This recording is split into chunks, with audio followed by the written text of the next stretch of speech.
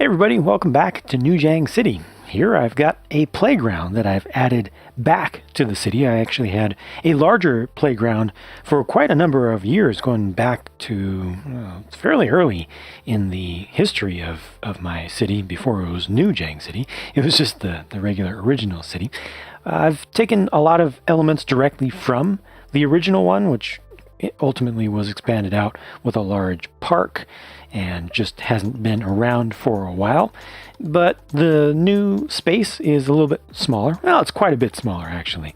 Just needed to be, because a lot of things have changed in specifics of my plans. But I got all the important things, the most important things to me. Wasn't able to find enough space for a slide, unfortunately, with this. It just didn't feel quite right. But it's fairly lively looking, and I'm pretty happy with the space. I have this kind of mascot style. It's supposed to be like a bronze sculpture here on the corner. I think that actually takes a little bit of inspiration from something from my childhood. I want to say maybe Lawrence Hall of Science had a taxidermied grizzly bear or something did.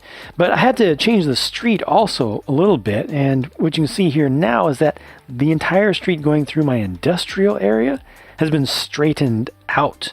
And that's, well, it's kind of a long story, but it's the result of trying to find a space for the playground and ultimately realizing, I need to do some more work on my whole trend towards improving sightlines and making myself and hopefully some of viewers like yourself happier when looking at this city. As I moved things around, I was trying different layouts, I was trying different possibilities for making space for the playground and also improving just the overall look of things. I at one point rotated the gas station, as we call them here in the US, gas short for gasoline, doesn't make sense elsewhere, but anyway, the Shell station, I rotated around towards me, and I literally felt just a little twinge of extra happiness in myself, and I knew, okay, this has to happen. Now I did have to move the kink in the road over to there, which actually doesn't look quite as bad as I thought it was going to. And I think that's going to work out okay once I add in more of the terrain and everything. And that took away a block of space from my residential area, but it opened up this space back here. So I've got a little bit more room to put whatever structure is going to go there. And I also gave myself a lot more room for more train parking. And I like my train stuff, and I need all the train parking I can possibly have. So for the siding that's specific to the industrial area, which actually comes off of the inner loop, unfortunately, but it's there, and it has more space to park more things. A lot more rolling stocks. I'm very happy about that. When I was considering what to do with that additional space, I actually considered completely redoing the passenger train yard, and I did. I took it all apart and tried a bunch of different possibilities. Ended up bringing most of that back to the way it was, just gave myself more space for the little bit of freight area off to the side. I also completely reconsidered this main freight yard here and changed it a fair amount, putting the engine house off onto its own siding and off to the side. So that's actually going to be the workshop there is going to be my very first off-grid main structure placement. It's not at right angles to the normal arrangement of studs, and I think that overall that's a good thing.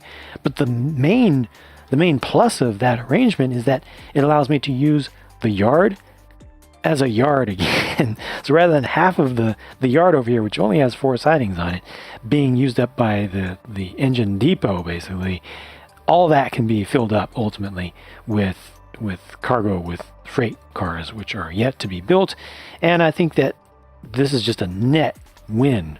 No, it's a gross win. It's 100% win. It's win. So I just need to bring over some base plates and go through the troubles of putting the tiles underneath it.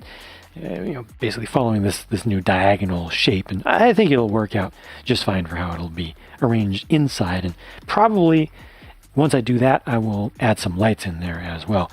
I end up with this awkward space here, which I will definitely be able to fill up with some sort of structure there. I think will be okay. And then I have this wedge-shaped space, which just has some random stuff in it. Don't worry about that.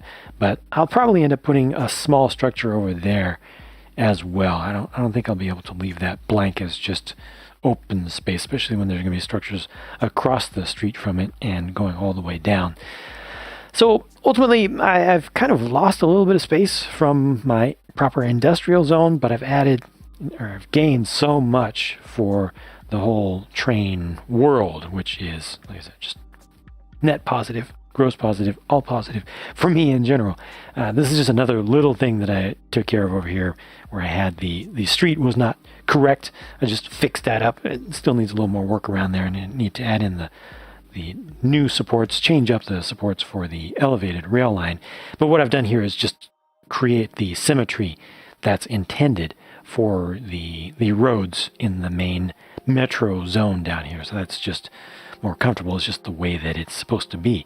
And in other news, this weekend, I went back and visited a place that was an early, well, not that early, but definitely a major childhood inspiration for all things that I have done then and since, or been interested in doing then and since, in the world of model making, and of course especially train related stuff, because this is a huge train layout. It's the Walnut Creek Model Railroad Society layout, which I visited, I want to say 32 years ago or so, once. My folks took me there. And that visit was burned into my brain. I remember so many specific details about it. So many things were familiar about how things are laid out, specific items that were in here. They even still have the day-night cycle done exactly the way that they did back then, including playing the Also Sprach Zarathustra as the light comes back on.